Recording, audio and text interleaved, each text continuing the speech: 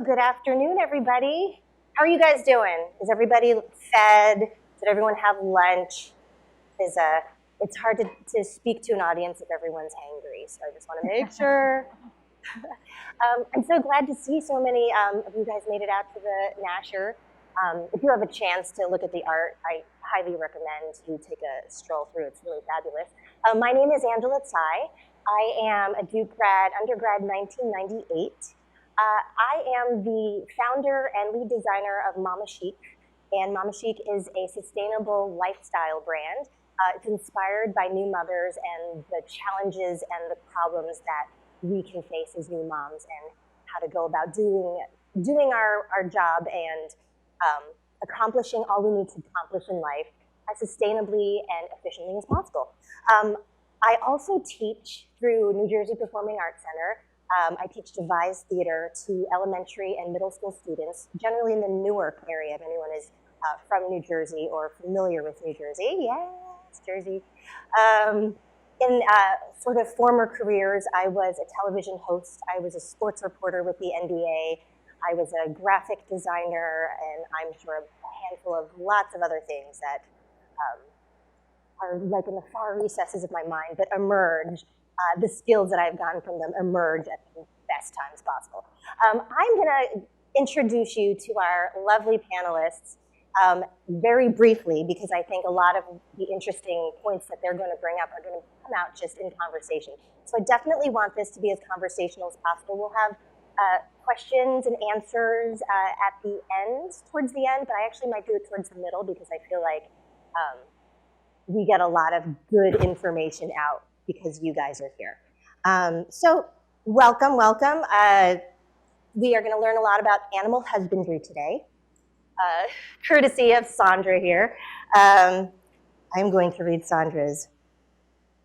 It's gonna be very brief, but it packs a punch. Sandra Vergara works as a biologist at the National Institute of Environmental Health Sciences and owns and operates Elodie Farms, a dairy farm with goats, which I probably just shortened that and didn't do it justice. It's a dairy farm. Yeah, so we have an agritourism component here. Yes, and goats. Lots of goats. She's got her PhD in genetics, and she got that here at Duke 2010. Next to her, we have Liz Simons. So Liz works her days as an executive assistant for a hedge fund and works her nights and the other hours of the days as a comedian, writer, and actress. She performs stand-up all over New York City, produces and hosts the popular show Laugh It Up Astoria, and a monthly adult spelling bee, amongst a plethora of other comedic projects and shows. She graduated with an English degree in 2001. And then right here, all the way at the end, we have Tania Hossain Caravella. She is the Director of Regulatory Affairs at UNC-Chapel Hill Institute for Global Health and Infectious Diseases. She's also the creator of TheTravelPenguin, stories, images, and jewelry from around the globe. And she's got her biology and history degree, and she got that in 1996. All right, so we're just gonna dive right in, and I'm gonna ask a really simple question to our panelists. Very short and sweet, simple. What is your passion? Sandra. Oh, that is an unfair question because we all have so many passions. But I think that one of the things about doing this side hustle that I have is that it has really been kind of like a journey of self-discovery and has made me realize that one of those passions is actually sort of like educate people and make people happy, and you wouldn't believe it, but actually owning a farm with goats. Tania has been to our farm and has met the goats. Actually makes people happy, and it's incredible. And with that in mind, we can talk a little bit about it later, we've opened the agritourism side of the farm. And so people come to the farm and they get to learn about how we raise the animals in an extremely human way. And everybody loves the goats, discovers that barn animals are like dogs or cats and like pets. And so I think that one of these passions of mine is actually to help people have a happy time. Great. So I love making people happy, I guess. Gosh, my passion. I guess in a weird way, I would say laughing at myself. It's almost pressure when people find out you're a comedian because then you feel like you have to make people laugh. But okay, I heard a nervous titter. Good. No, and it's funny because I think I always like to look at see where I can find the humor. So like even on my plane from New York yesterday, there was a very drunk young man in front of me, and he was just being obnoxious.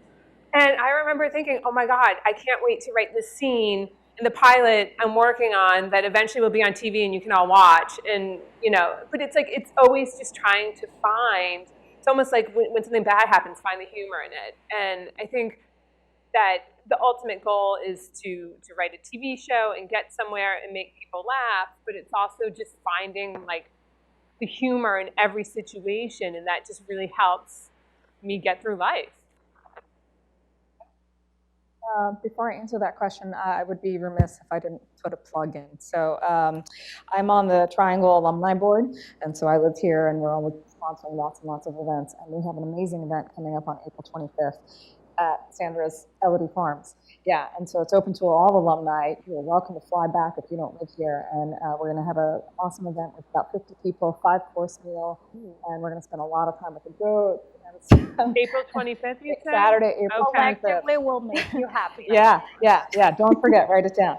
So yes, to answer the question, my passion is connection, and so I think that's what it's been all about for me. I think it started when I was here, and the biggest part of my undergrad experience is not so much the classes I took, but the volunteer work that we did and helping people, working with people, and I think that bled over into the work that I do full-time for a living.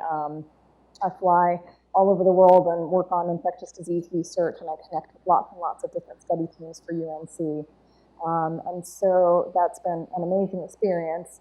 What I do is very cut and dry. I do regulatory affairs. I'm like, oh my gosh, how did I end up doing this? And so I really needed to have something to express my creative side, which still is all about connection. And I love going to these different places and meeting people, buying beautiful stones and components, and connecting with people, being able to come back and tell their stories and say, hey, I got this beautiful necklace I made for you with, beads I bought in Zambia from this village, So I just really love being able to connect different people from different places. Will you describe the big aha moment that you had when you realized that you actually wanted to do something about this passion, and this something perhaps could generate some revenue, some income for you? Did you have that aha moment? So like I guess for me, that discovery of that passion came after the moment when I decided to do this. So I was finishing my postdoctoral work in Massachusetts, and I'm originally from Colombia, moved to Florida to do undergraduate, North Carolina to do a PhD. And as a person who was born and raised in the tropics, Massachusetts was a really bad choice because after an average of 122 inches of snow every winter, I realized that I couldn't take it anymore. And it was January 2016 when I said to my husband, I'm done. We're moving back to the Durham area, and I need something different. And I want a farmhouse, and I've never really played with a goat, but I want 3 goats. They were gonna, this is a true story. And I said I was gonna name them Tango, Cha-Cha, and Milonga, because we had just gotten back from visiting Argentina. And kid you not, my husband was on Facebook as I was ranting about how much I hated life in Massachusetts. And he said, well, there's a farm outside of Durham that's being sold right now. And I saw the pictures, and I just pictured myself in it, and then I said, make the call. And he did. And 6 months later, we moved. So there was really no aha moment. It was, I blame it on the snow. Yes. So Always blame it on the weather. Yeah. I blamed it on the snow. And then once we got here, that I actually saw that I had asked them for a 1 acre, and we actually bought 24 acres. And I wanted 3 goats, and we got 27 pregnant goats. And so my life changed like that. And so the aha moment came after. And so it was very fortuitous that I ended up actually falling in love with the farm life and the animals. And we can talk about falling out of love with other aspects of it later. But that was really when I discovered the passion of I need to bring people to the farm to see what farming can be like and what production animals can be like. And so my aha moment came after the fact. I don't know that I advise it to do it in that Do order. it in that order, yeah. Mine came later. Well, it's funny. Mine happened in Massachusetts. I grew up in Massachusetts, and I moved there post-college. And, you know, I remember there was like this comedy club called Comedy Studio on like the 3rd or 4th floor of a Chinese restaurant called Hong Kong. And a friend took me to see a show there. And it was a really cool, like, alt space. It still exists, but it's they moved to a different area. I think it's Somerville now. And I remember seeing a comic, and they had a bunch of comics, and I said, I can do that. And so then I took a class at the Boston Center for Adult Education. And I love it, and it was like a 6-week stand-up class, and our graduation was to do stand-up at the Comedy Studio. And for me, I'm always a person that likes structure. Like, obviously, you don't need to take a class. If you're interested in doing stand-up, just go to open mics, and you're going to be terrible at first. But I said, you know, like, I wanted the structure of a class because I knew me. Like I said, I like the idea of graduating and doing stand-up. So I did the 6-week class, and this was back in 2004, which I don't always like to admit how long it's been because back to the making money, I'm like, you can make money at this. But that, you know, I never stopped. And I think the key for these things is that you gotta love it. Like, stand-up for me is not, I made a little bit of money doing it, but it's more like, it's just something fun to do. And I think that sometimes it's nice not having to depend on it for your income because it can be something that you enjoy doing versus something that you have to modify. Because once you start making your money, once it's your job, then it's not about just like you being creative. You have to depend on It's a other job. people. Yeah, it's different. So yeah, that's kind of how I got started. So I don't think I had an aha moment. I think it's all happened very organically. I mean, those of you who love to travel know that it's just something that's in you. And you know, something I've been doing since I was a little kid, and my parents were immigrants, and, you know, we'd fly to the other side of the world when I was 3 and every few years after that. And so it's just kind of ingrained, you know, meeting people from different places. And so again, I think it's just, you know, connecting all those stories together. I've just had so many amazing experiences. I'm really grateful for that. So the Travel Penguin, and it's still morphing, let me tell you. I started this about 3 years ago. It is definitely changing over time, and I'm becoming more comfortable with it, growing more into it. You know, I think that it's very funny, right? I'm in my mid-40s. I don't have a lot of fear about a lot of things anymore, which is really nice. But then when you start this, in your mid-40s, all of a sudden you're like, oh, wait, you know, and you set all these expectations up for yourself, and you compare yourself to other people, and you're like, you know, is this enough? Am I doing this at the rate I'm supposed to? Am I doing this the right way? Am I posting the right things on Instagram? I mean, it's stupid stuff. It is stupid stuff. And it's only in the last year that I've realized it doesn't matter. So now I think I'm more willing, able to express my story and share that passion than I was before. Right, so I think that there is like a struggle with defining what a side hustle is versus perhaps a dual career. I mean, so Sandra, you are a scientist, you are also a farmer, and you have said to me, well, I am a scientist farmer, like a scientist-farmer. Yes.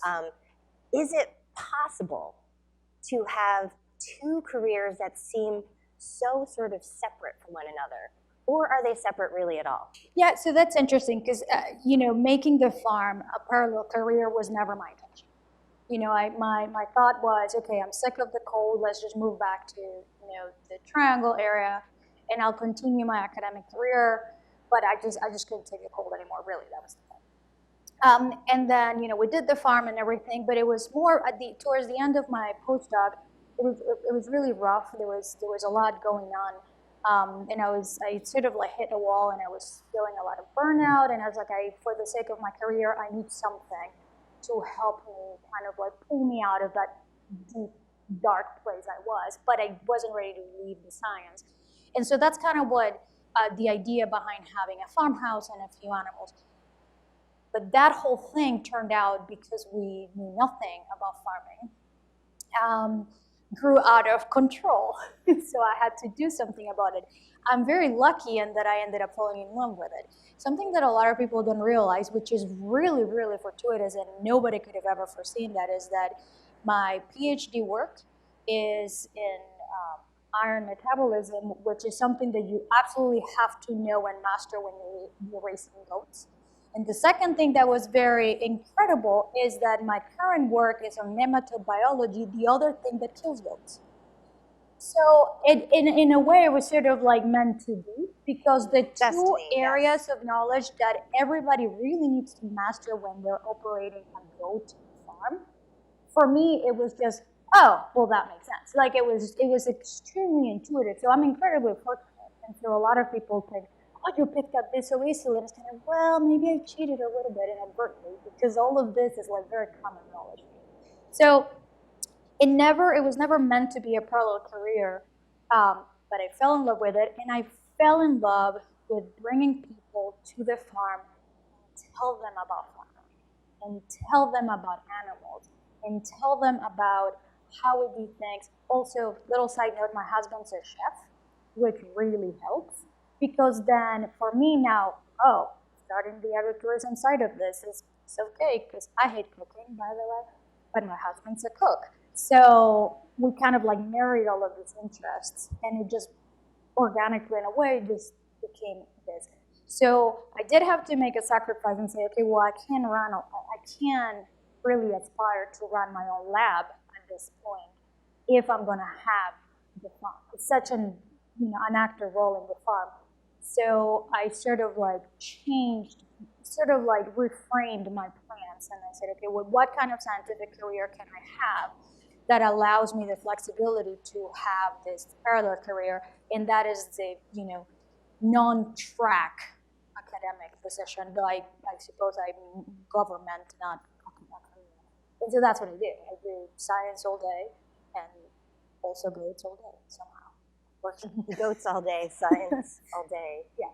So in my case, they're not that unrelated, but that's just because I'm really good at it. It's weird. Well, it seems that side hustles often involve using like a dormant creative side. So I think like with Tania, you talk about, your work is fulfilling, but you just have this side of you that you knew wasn't going to good use. You weren't able to flex that creative side during your 9 to 5.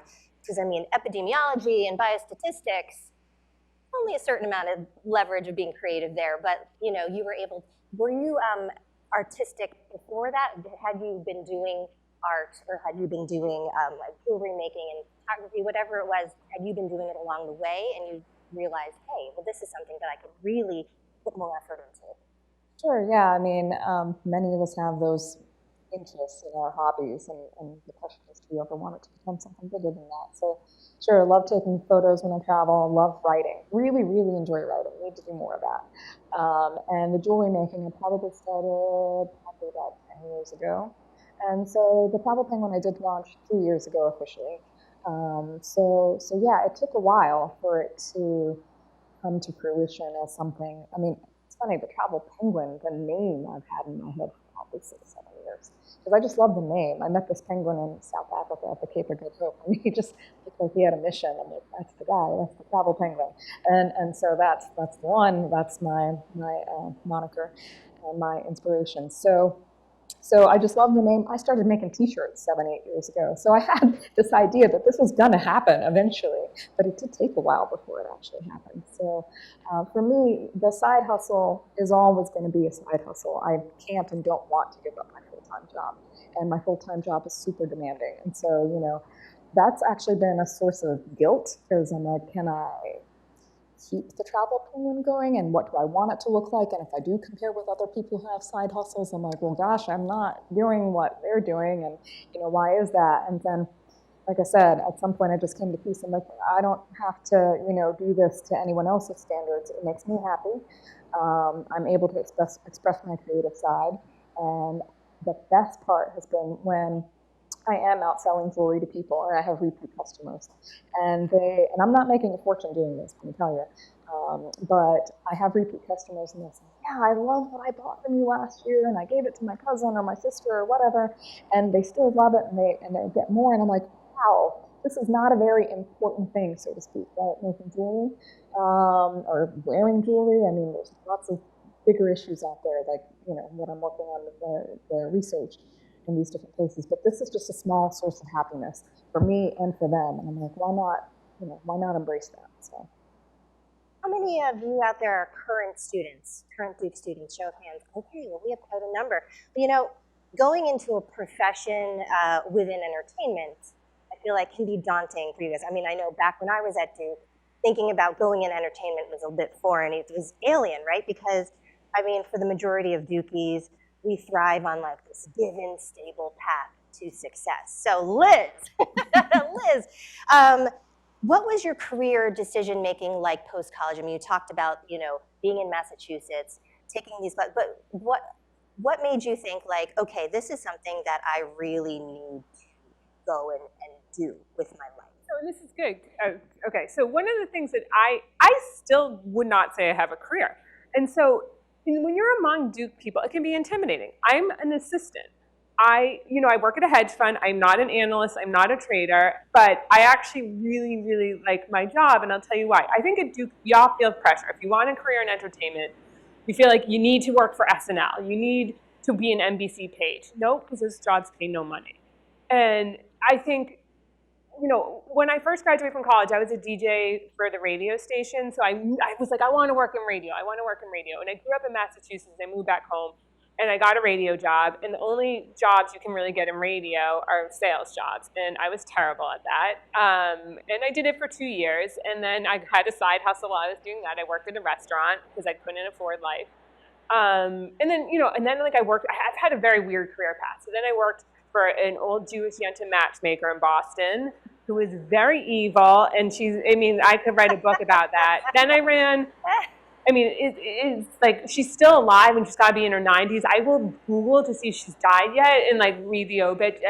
Whatever. So that was a funny job, and I should be writing about that. And then I ran adult kickball leagues, and that's actually and then I was working at a Barnes & Noble. But I moved to New York 14 years ago because I wanted to get a job in TV, and I did. I worked for the Oxygen Network, which then was bought by NBC. And it was just, I worked there for 6 years. I worked in on-air promos. And it was like a job where it was like dating someone for 6 years and he wasn't going to propose. And I go, that's very common in New York City. Like, I'm the cliche of a New York City woman. I'm 40, single, whatever. So I finally was like, TV, I thought would get me closer to where I wanted to go. I was doing stand-up. I was writing during this time. But it's the irony, working in a creative environment didn't get me anywhere close, because one, I wasn't making enough money. I was completely burnt out by the end of the day. So I quit my job with nothing lined up. I had to babysit for rich families where the parents were my age. And, I once had to fold their underwear, but you do what you got to do to survive, and I'm proud of that moment.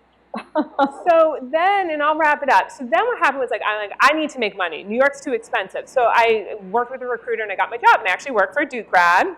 And I shouldn't embarrass, but his son is in the audience, who's awesome. I love your father. And I'm not just saying this because this is broadcast live. But the funny thing is, working in a job that is super stable, where I make enough money to live and to afford, my headshots, my writing classes, coming to Duke. I used to be so broke that you don't realize how stressful it is to be broke till honestly you're not broke anymore. And I'm like, how the hell did I live like that in New York City?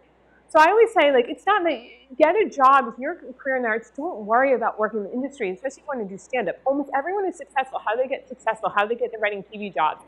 It's because they're hustling, they're doing stand-up, and they have jobs, they work at restaurants, and then they get, someone likes them and they get hired that way. You do not need to get hired for SNL right away. In fact, you don't want to do something. You want something with life experience, that will create life experience. But anyway, that's...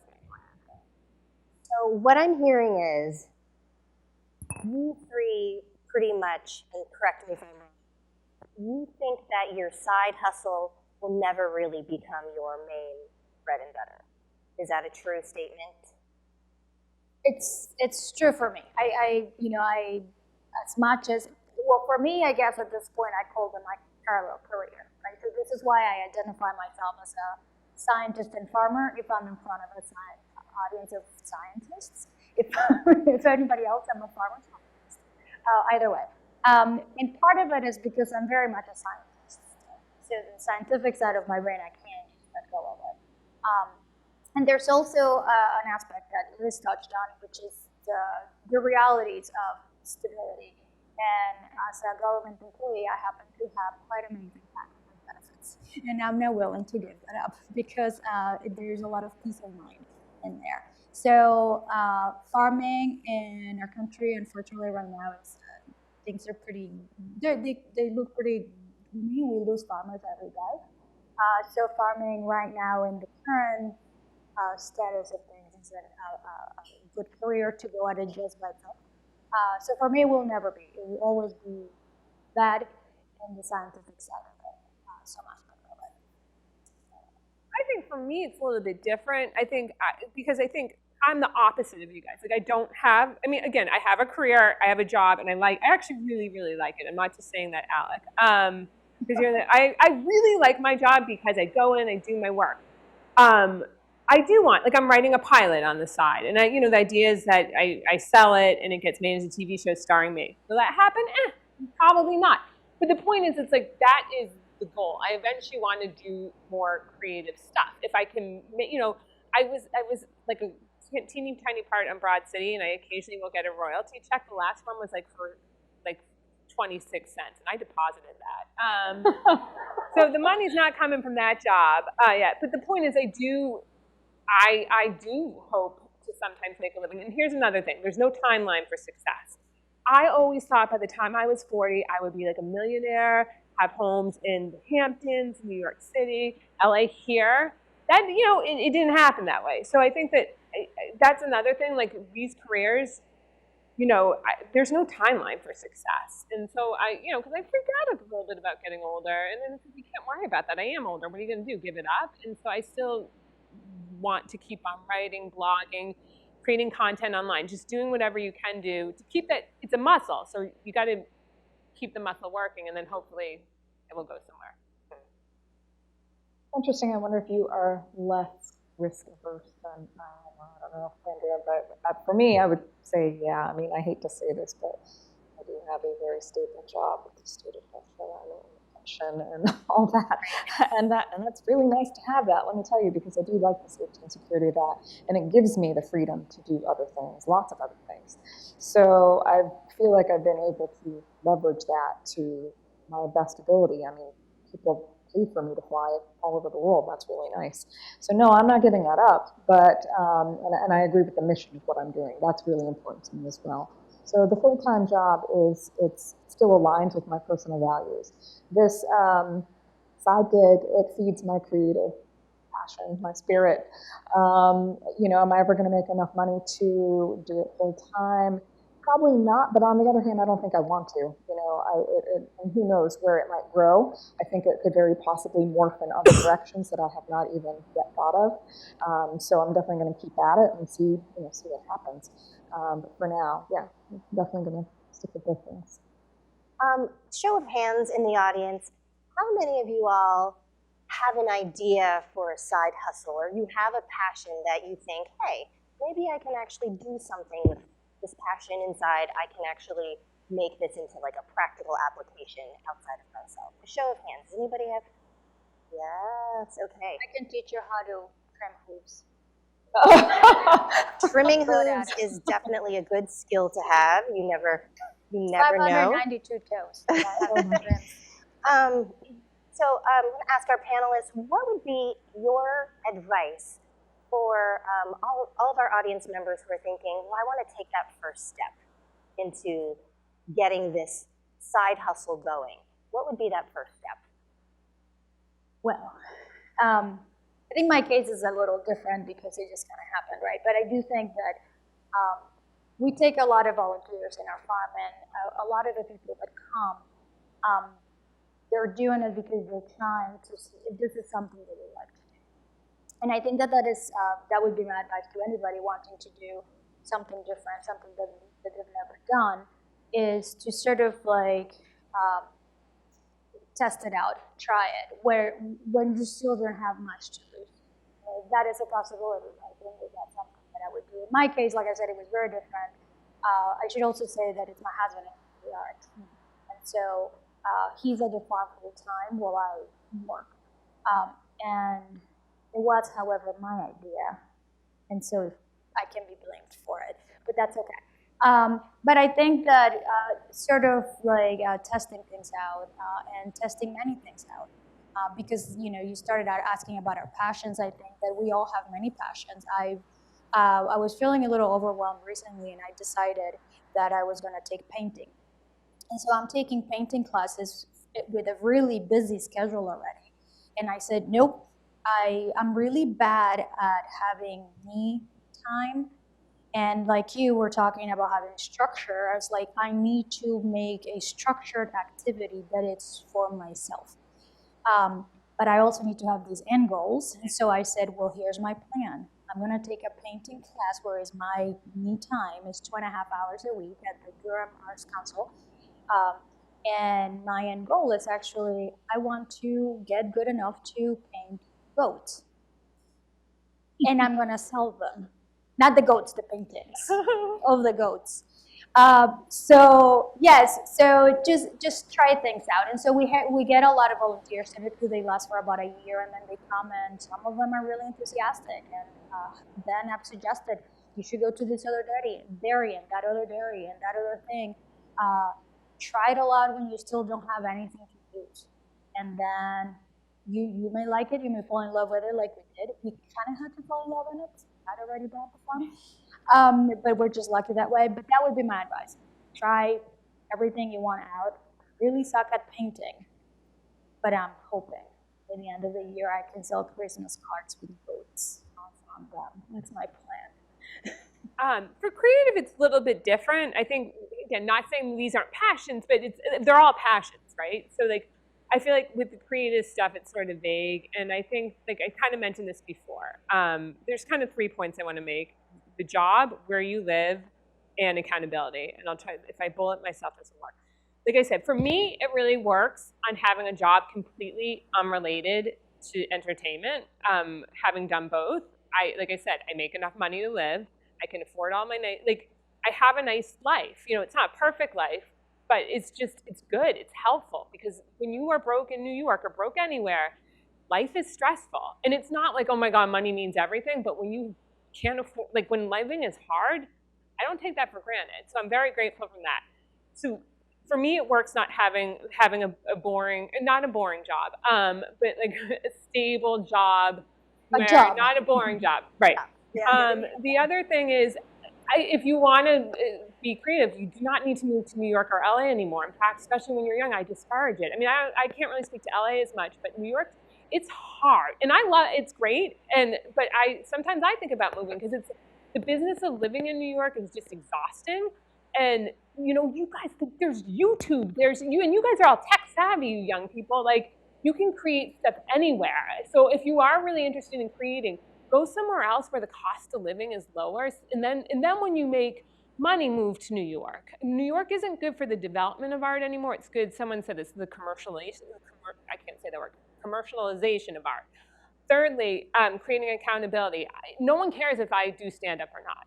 So there's no HR. I'm not gonna get fired from doing stand-up. So I have a chart that, like, I have an old school, like, incentive chart that kids use, and I set goals for myself, how much stand-up I want to do, how many times I want to go to the gym, how many days I write, and I put stickers every day I do it. And that way, I get excited when I reach my goal, and then I guess I'll give myself a treat. I don't know. But I would say goal setting and just thinking about where your money is going to come from. So I would say the number one thing is just drop the fear. Like, whatever you think is holding you back, don't let it hold you back. Because I think that we can set up all kinds of reasons why, this is not the right time, or no, that's silly, or no, it's going to look dumb. Like, seriously, if you have some idea that's sticking in your brain and it's been there, don't let it go. So number one, do that. And then number two, more that accountability thing. Set up some very small steps and just get started. Take a class, go meet somebody who does this, go find other people who are doing this, network, join a professional group like Sandra and I were in. Just start taking steps. It's amazing what world opens up to you once you start looking. Once you start looking for something, everything shows up. So yeah, don't be afraid to go after what you want. Sounds like a cliche, but I think it's really, really, really the biggest thing. if I can just add one thing. And I think that this is true for all, I feel like these things are not just for young people. This is for anybody at any, age. Like, you can start on a passion at any age, right? Like, some of the volunteers that we've gotten, one of them, for example, is she's a very well-known psychiatrist, and she just came because she thought that she believes in using animals to help post-traumatic stress disorder, and so she wanted to test that out. Could I raise barn animals as sort of to help that aspect of her career? But what I was the point that I want to make is that I've recently read this book called Designing Your Life, and I think it's a really good book. And one of the sort of like takeaways from it is that you live your life prototyping, and that's really how you should look at it. Try things out, just prototype anything, whether it's painting or whatever. If you're gonna choose to do anything with animals, just keep in mind that these are living creatures. But other than that, just whatever it is that you think is a passion you might want to delve into, just try it out and just prototype away. There's really not a whole lot to lose, and I think that will help you lose those fears. I've recently also read this book, Grit, by Angela Duckworth. Yeah, it's really good. And one of the things that she said at the end, which is actually why I started painting, she said, you have to think that you're not painting to become the next Rembrandt. You're painting to learn to paint. And so I think that that's something that we're constantly sort of like comparing. Oh, but I want to be an impressionist, but I'm really suck at this. But forget about it. Just go at it at your pace in whichever way, form, or shape you can do it. So it's all about prototyping at any age of your life. And I love getting volunteers who are much older because they're so enthusiastic. And it's very, for me, it's very good to share. Can I add one more thing? I guess I didn't break the microphone. Still working. So one other thing I was going to say is make sure that, not make sure, but if you're able to tie it to your own personal values, I find that really helps too. So if you have a passion where you do want to make sure that you're helping people, then if you can somehow tie in what you're doing, it makes it a lot more meaningful. Like, for example, I feel like jewelry is beautiful, it's fine, but like it's not really important, right? But for me, a portion of all my sales will donate to either the food bank, either in Durham or some orphanage in Malawi, or different places. People who need it a lot more than I do, because again, this is a luxury for me. It's a luxury for me that I have the time and the money to do this now, to do this side hustle, right? And so for me, I want to make sure that I'm doing something useful by taking on this project. Give back. So Sandra, you have your painting as this form of self-care because your career and your parallel career, I'm sure, take up obviously a lot of time, energy, effort. Liz and Tania, what do you guys do for self-care?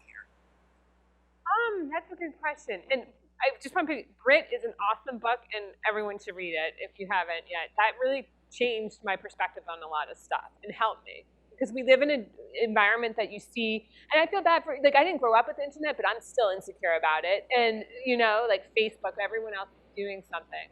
Wait, so what do I do for self-care? So if you knew me in college, which luckily you didn't, like I smoked like a pack of cigs a day. Like I was I was not healthy. I wanted to go against the opposite of what a Duke student was. Everyone was like pretty in a sorority, and I was like, I'm going to be the exact opposite of that. So I was one of the founding members of Inside Joke, which apparently is still around. So I'm very proud of that. And my co-founder is like writes for the Fosters and is very successful. So I realized like I needed to get healthy. I knew if I didn't stop when I was like 22, it would just be harder. Like again, you can change your life at any day. There's no timeline. I'm constantly starting new hobbies, always. So you don't have to do something by the time you're 22, but I started running. And like I remember if someone else was on the track when I would go running, I wouldn't run because I didn't want anyone to see me running. And then eventually, like I run marathons very slowly, but my goal is to do one in every state. So I usually try to do 2 a year. I've done now 19 marathons in 17 states, New York twice, and I did one in Scotland. And I go to a gym I really like. So I think for me, like lately, honestly, my body, like being healthy has taken a little bit of a priority around my art because I felt like I was just in a weird headspace. you know, everyone in New York goes to therapy, and I'm no different. So I was like, focus on your body, because I think that your health can be, when you feel good, you feel other stuff. So that's kind of like what I do. Yeah, for me, I mean, get enough sleep. Honestly, it makes a huge difference.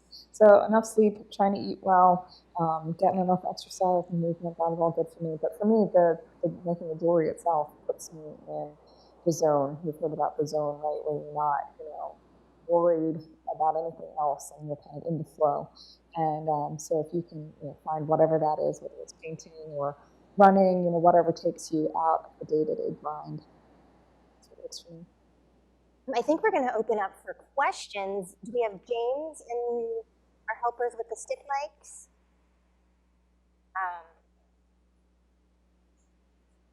Oh, sure. Do you want to repeat the books? Designing Your Life, and the other one is Grit. I'm going to throw in Mindset, which is by Carol Dweck, and I read that came out in like 2006. And then it's funny, Grit by Angela Duckworth, even though they came out 10 years apart but it almost reads like a sequel. So I highly recommend reading both of those books. It's really good. So if you have a question, just raise your hand and the mic will come to you. Or if you want to stand up and just project, that would be great. But actually, no, use the mic because we are recording. Which I constantly have to remind myself, so I'm like, don't say anything stupid that could get you fired, okay? So I'm sorry, sort of on a soapbox because I just came from... and sorry, could you say your name? Oh, sure. The year you're graduating or have graduated, and maybe... I graduated. Okay. I'm Tina Cooper-Smith I graduated Trinity in 85, med school in 89, and I have 2 kids. One graduated in 2013. I have 3 kids, but two went to Duke. One's here and one graduated. I just want to sort of get on the soapbox. I came from the wellness center and then just listening to you guys. And I'm really big onto wellness and integrative medicine. And you just brought up that you're starting a farm. And we're all focused on taking care of ourselves and our bodies, which is essential. Individual responsibility to take care of yourselves, choose the right foods, exercise, meditate, sleep. You can't get enough of all those things. But I'm just going to put out there that regenerative agriculture and farming and being women and taking on the industry, which is ruining our country and making us all sick, is we all need a voice in that because industrial agriculture is killing us. It's monocrops, monocultures with pesticides. You can eat all the food and fruits and vegetables if they're laden with pesticides, if they're in plastic containers, that's getting into your cells. And there's going to be Mark Hyman is a bigwig in functional medicine and wellness, and he just is putting out a book. I'm not related to him. I get no money from it. I just got his book yesterday called Food Fix. It's coming out Tuesday, and he's trying to start a movement to take back our health for our country. If we fix the agricultural system, we will also fix global warming. And it's all here, it's all out there, and we all need to get involved. And I'm sorry I'm on my soapbox, but there's so much that showed up in a conference I was at yesterday with him, and then this, and you're farming, and you're taking care of yourself, and we just all need to get on board and be healthy. And women share the brunt of depression, anxiety, chronic illness, cancer, autoimmune diseases, and a lot of it comes from our food, and it comes from the pesticides. And we can do all the right things and still get sick because we're not given the right food. We're given poison. Yeah, so one of the things that that was challenging starting the farm actually was, I fell in love with the animals and the farm, but I actually fell out of love with some of the standard practices of the dairy industry, for example. So it was a little bit difficult that first year because as we were learning the ropes of the dairy industry, we started realizing that we didn't really like the way things were done. And so it was a little bit challenging because we're like, oh, now we're part of this industry that now we're really, really do not respect. So how do you fix that? That is a huge shock, a huge clash of values, because what I had in my mind of rolling hills and jumping baby goats was absolutely not what I discovered to be the dairy industry. So which is similar to what you were saying. Another thing is, it never dawns on you that agriculture is such an extractive activity, right? So you really need to be very mindful of that. So it became imperative to us that we actually set up a system, an agricultural system in our farm, where we try to replenish the soil that the goats are using to feed themselves. But also, we decided to have our own sets of dairy standards that are at odds with every other farm that we treat our animals like pets. You go to our farm, every single animal has a collar with their name on it. Every single one of our animals stays in the farm. We don't breed the animals every year. We don't slaughter them. We don't cull them. We have a couple of special needs goats. Sadly, 3 days ago, we lost a very old goat that we had picked up. She was 16 years old, but she was given health care to the second. It was necessary to euthanize her because she was suffering. And all of these things were very difficult to decide at the beginning because we are generally very disconnected from the food that we eat. You don't know where you are getting the food you're eating. You don't know where the meat, the cheese, the milk, everything. And I agree, that is in fact killing us. And it is killing the planet. As much as you can, try to buy local. Not just because you're supporting the local economy, but you are decreasing also consumption. If you're ever interested in our products, not that you ask, but you can buy our products at the Duke Farmers Market, and we actually come to the Duke Farmers Market in the summer. But yes, I think that this is a very important question. We have changed a lot since we bought the farm, the way we eat and the farms that we support. And it is sad that small farms are dying. And I think the only way to bring that back is to support small farms.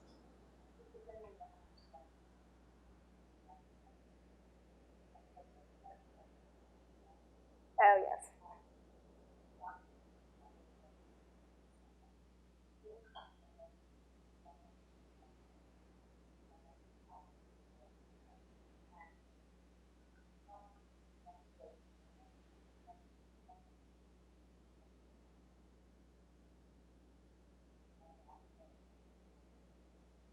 I will also say if there's anybody who has the ability to invest good money, who's passionate about perhaps small farms and it's willing and has the ability to invest money into it, there is an organization called Slow Money NC. It's a really good organization where we in fact have a loan from one. It's a peer-to-peer lending system, and we actually got a peer-to-peer loan to invest in building a pavilion where we have our farm dinners. And so these are very low interest rate loans for small farmers like we are. And so if anybody's interested in contributing to that organization, it's called Slow Money NC, and they have a wealth of information as well for about small farms. So, Any other question? My name is Kayleen Levick. I'm class of 2007. I was wondering if you can talk a little bit about how you balance two careers, essentially, the mental strain that it takes to switch your brain. How involved are your primary employers with knowing about your secondary career? Just a little bit about those kind of challenges. You want to start, Tania? Sure. No, it's definitely a challenge. I mean, I really did take coming to terms to realize, I'm not going to be able to put as much effort into my side career as I want to. I think I just had to come to grips with that. My current employer are not really involved. I actually did try to sell at the UNC shop at the Botanical Gardens or something, and they're like, no, you can't do that because you're an employee. So that was unfortunate.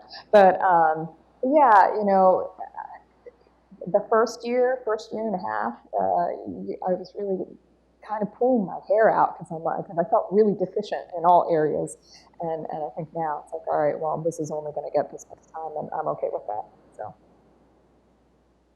It's hard. I'm not gonna lie. Like, I have my boss knows I do stand up because his son is here. But I remember I have it on my resume, and because it's a conversation piece and people love it. And I told this, he asked me to tell a joke at my interview, and I'm like, do I want this job? I need this job. So no, you don't get a joke. And then I finally let him see me do stand up like 4 years later at a Duke event. But it's hard because there's compromises. So I want to act more, but the problem is acting requires auditions, and it's hard. It's that sometimes like I can go out and quickly on my lunch break, but like I can't do both, and that is a choice I'm making right now. When I filmed Broad City, it was because one of the writers at Broad City is a Duke grad. He was a friend of mine, Paul Downs. He was a freshman when I was a senior, and we were in a class together, and we stayed friends. So that was cool because he wrote the part for me, essentially. So I knew what days, I took 2 days out of work to film the parts. That was cool, that was easy, but it's hard. And the beauty of being young, you do have more energy. Like, if you are interested in doing stand-up, like, be out every night. Like, that part isn't hard because the time doesn't conflict really, but the older I get, I just don't want to be out. I want to watch TV, you get tired. But I do, like, my boss obviously knows about it, my job knows about it, but it is. I don't let it interfere my daily job. Like, it is, you do have to compromise. And mine are a little bit, we all have different situations, but it's, I think, essentially the same. Like, my job is my priority in terms of, like, my day-to-day, how am I living, but this is so corny, but, like, my art feeds my soul. And the thing is, how do I, now I'm at a point where I'm like, I need to make my soul a little bit more important and figure out what I really want out of life. And I'm working on that with my therapist. So I won't bore you with that. But yeah, I mean, it's compromises, but it's doable. And the idea is that someday I'll get as successful so that I can quit my job. And this is years away. And like get a TV show, I don't know. Things that are non-negotiable for me and my schedule. One is breakfast and dinner with my husband, my 7.5 hours of sleep, and now my class. So no matter what happens, all hell can break loose, I will always have breakfast with Ted and dinner, and I will always sleep 7.5 hours. I'm lucky in that nothing takes away my sleep and my appetite. Nothing. It doesn't matter how stressful the situation is, I will always sleep and eat. So those are non-negotiable in my calendar. But you have to be very realistic and honest with how long things take you, right? And aside from all the husbandry and stuff like that, I do all the communications with the farm. I do our website. I do a lot of things that don't require me to do them from then to then. But I'm also very lucky. I'm completely transparent with my boss. And in fact, he's like my number one supporter. He's very, very supportive of everything that I do because he has recognized that when things are going better and when there's no problems in the farm, I'm obviously much better in the lab. So I have a lot of flexibility. I do all my things that require me physically in the farm from 7 in the morning to 10, and I don't get to lab until about 11:30. And I work until like 8 or however late. And sometimes I work late in the lab because one of the problems with living in the country is sucky internet. So sometimes I work an extra hour to a farm work after my work hours, and then it's kind of like doing that. And I physically, how I manage all of this is I use a bullet journal. And without a bullet journal, I could not do anything. It's like my brain, and I put it all there. So yeah, so there's a book about the bullet journal, but it's essentially like if you like long journaling, so you write everything in there. But the bullet journal is just a way to keep a book where you keep all aspects of your life, but you do what they call rapid entries. And so instead of writing long sentences of anything, it's just sort of like bullet points and key aspects. And so the way I divide my bullet journal day, for example, is I divide it into 4 parts. I have the tasks that I have to do today for self, and that is my first item. Self, and then I have lab, and then I have farm, and then I have miscellaneous, which something you don't know is I'm the caregiver for my father. So my father usually goes there. I have to go take him shopping and do all of these things. He just had a reconstructive surgery for his shoulder because he had a horse. So I have to take him to all of those things. But the only way I can do all of this is with an incredibly organized calendar. And any thought or any idea for the lab, for the farm, for painting, goes in that book. And then I don't have to constantly be thinking, oh, I have to remember to do this, I have to remember to do this. No, it goes in that book. So you don't have to read the book if you don't want to, though the book is very informative. But if you don't have the time, whoops. There's a website, just Google, which is what all adults do, we Google things, bullet journal, and you'll see what that is like. And without that, I'm also going to just speak a little bit in terms of if you have a family and you have kids and you've got your main job, you've got this, growing side hustle perhaps, and how to juggle everything. And I think Tania mentioned it a little earlier, is that you have to adjust your expectations of what you think success is, or the amount of time you think it's going to take to be whatever that successful is.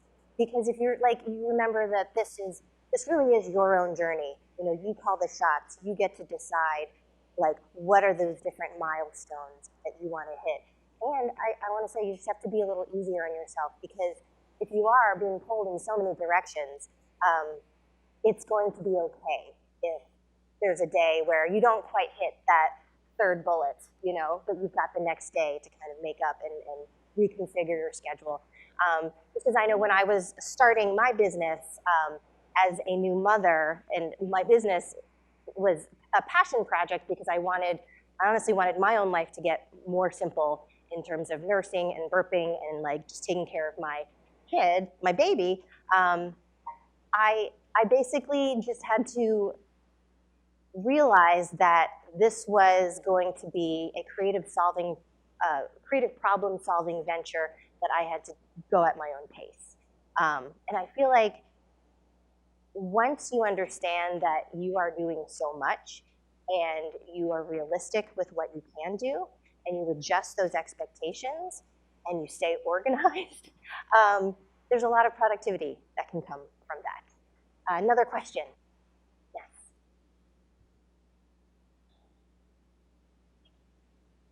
Hi. Hi, I'm a fairly recent alumna, and I was just curious, so what are your tips or thoughts for when your side hustle is maybe not going the way you had hoped, it's not reaping the results that you thought, the people that you were working with are trying to go in a different direction, or maybe actively not helping, making things worse? How do you kind of reevaluate, recover, switch gears? And then, so that's for all of you. And then I was wondering, Tania, what's the Instagram handle for your business? Oh, it's the Travel Penguin. The Travel Penguin? The Travel Penguin, yeah. Thanks. Well, again, I think I would not be afraid to change directions. I mean, it's tough if you're working with people and they happen to be your friends or people that you have some sort of vested interest to keep a relationship with them, but ultimately it's your vision. So I would say, trust your gut, and if you need to move in a different direction, don't be afraid to do so. It might be painful. Yeah, I've taken breaks. I took a year-long break from stand-up because I just can't do it right now. My soul just can't handle it. I think that's the thing, is I'm constantly involved in, I don't want to be out doing stand-up as much anymore because I'm tired. Age is real. And I used to be up till 5, just doing what? I'm not even partying. How did I ever do that? But I readjust. So right now, I've been working on a pilot on and off for 2 years, but I'm really close to getting finished. So I just want to finish it and then start submitting it. Like I said, may go nowhere, but that's okay because it generates other things. I think just constantly knowing, again, I can speak to being this very specific performing arts, writing, creative stuff. That's kind of where I'm coming from. but just knowing that there's many different avenues. So like if I don't want to do stand-up as much, okay, what are other ways I can do stuff? Maybe write sketches, maybe start filming, maybe making more internet content. There's a million ways to be creative, and I don't need to do things. And then again, the major thing, like we all say, give yourself a pat on the back or just take deep breaths and realize that like it's gonna constantly change and it's okay. Like there's no timeline for success. You can take a breather, and you're never too old or too young to do something. And I think just being kind to yourself. Yeah, so one of the challenges that I have is, I run this business with my husband.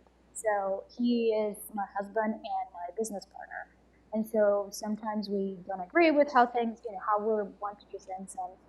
And I'm much more structured, and I want to see results more than Ted. Ted is more like, it'll be fine. And it's like, no, will be okay? Like, I just, I think it's important to always sort of like evaluate and definitely take a step back and look at it from the point of view of an outsider. Because you're much better giving advice to others than you are giving advice to yourself. So, because it's hard, right? You're biased. But try to do that exercise, sort of like lay out and ask yourself those questions as if you were asking a friend. I actually do this a lot. I talk to myself in the mirror a lot. And I had a couple of programs at the farm that were very dear to my heart, but they were actually losing me money. One of them was children's parties. I invested a year researching and planning and coming up with the children's parties with the goats at the farm, and I was actually losing money, and it was so hard for me to let them go because I don't have human kids, but all of my friends do. And so all of my friends loved the fact that they could hire us to do these things. So it was like very emotional, but at the end of the day, I was like, it was extremely stressful because human kids. God, I don't know how y'all do it. It's tough. Though I was told that raising goats is like raising toddlers. So just so you know, I have 73 goats. That's the actual number. But I kind of had to like take a step back and ask myself the question: is this really worth my time and the money that I'm losing, and especially the stress? Because something key about your side hustle is that it does have to make you happy. Because if you're not having a side hustle to become a millionaire, then your reward has to be that happy place, or else it is a barely badly paid job. Then why do it? So it does have to make you happy. So just try to look at it from the point of view of an outsider. It's a lot easier to give advice to others, so just treat yourself as if you're someone else. That's what I guess. And going off of that, I mean, take this weekend, for example, and all of the people and all of the speakers and all of the networking opportunities that you all are going to have or have had this past day or even yesterday.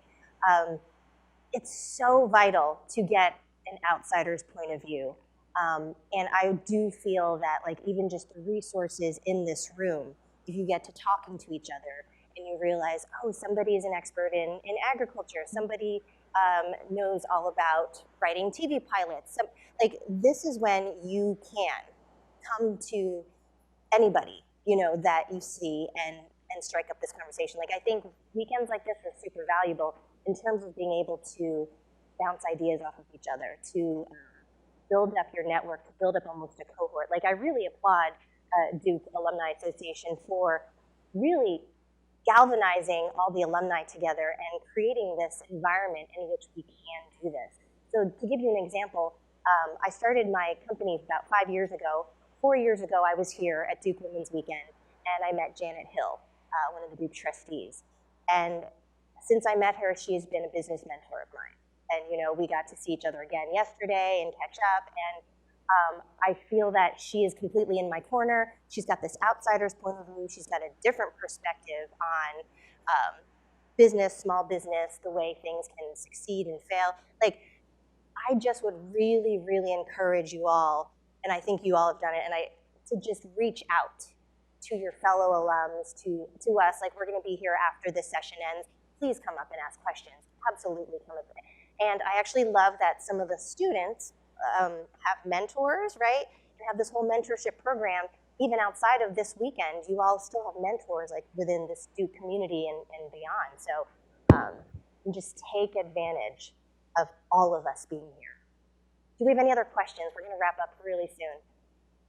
Any questions? I wanted to revisit with Sandra working with your husband, because she had written me this email. It was great. She's telling me how you guys bought the farm just a year after you got married, right? Was it pretty soon after? Yeah, so we got married in the summer. We eloped in the summer of 2015, and we moved in the farm exactly a year later. Right, and then the previous owner of the farm gave you some advice. I want to say it was, or gave her maybe some warning. And it was about farming and marriage. So it was actually, so we had no experience. Talking about reaching out to the last question, you know, it doesn't matter if you have this side hustle you want to start and you don't know how to start and you don't know really what you're supposed to do. Reach out, find someone who's doing something similar or someone who's doing somewhat you think you can benefit, and reach out. And so the story is we had bought this dairy, right? It was a failed dairy operation, really is what it was. The animals were extremely sick. And whatever possessed us divided, I blame it on the snow again.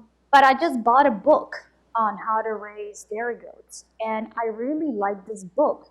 And I'm like, I really need to reach out to the writer. And so I looked on the back, and her name is Untitled, and I said, I'm going to find out who this woman is. Again, I'm really good at being lucky. This woman's farm was 20 miles from Worcester, Massachusetts, where I was living. So I emailed her, and then I said, I bought your book, and I loved it. And I haven't seen the farm that I bought yet, but I would like to see yours. And can I pay you to have a tour of your farm? And she said, yes, absolutely. And so my husband and I went on the day of our first year wedding anniversary to tour her farm. And I'm so excited. I'm telling her, oh my God, Dave, thank you so much. I'm so grateful that you're gonna teach us about, you know, making goat cheese and racing dairy goats, because I happen to have 27 pregnant goats that I haven't met yet, and I don't know what I'm doing.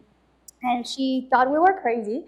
And then she looked at us and she said, so today is your first year wedding anniversary? And I said, yes, and I'm super excited. And she looks out the window and her husband is out there mowing the grass. And then she looks at us and then she says, I hate to tell you this the day of your wedding anniversary, but farming will either break your marriage or strengthen it. And communication is the only way. No, well, actually, she told us something that was even worse.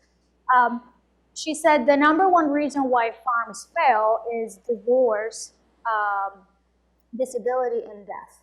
There's nothing you can do about the last two, but there's something you can do about the first one, and it's communication. It's the only way you're going to make it. I actually think it's very profound, and I actually think it's true for every marriage, not just for a marriage in farming, right?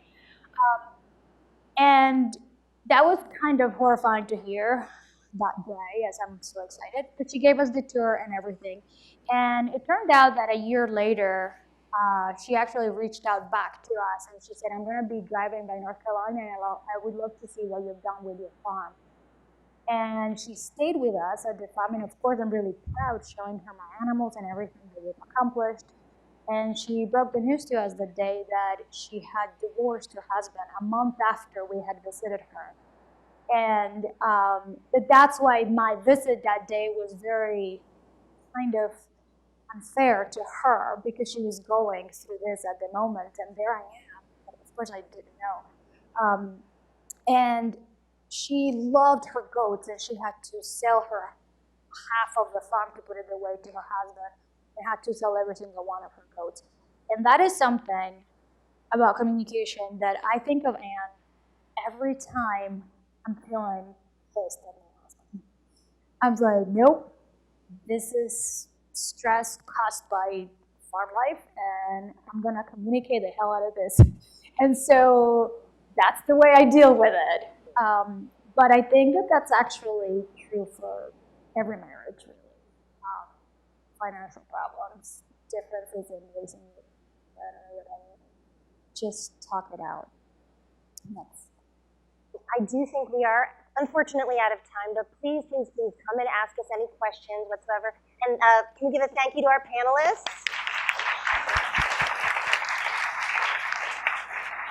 And thank you all for coming. Again, we will be here for the next probably 10, 15 minutes. So come on up and say hello. I might say something dumb.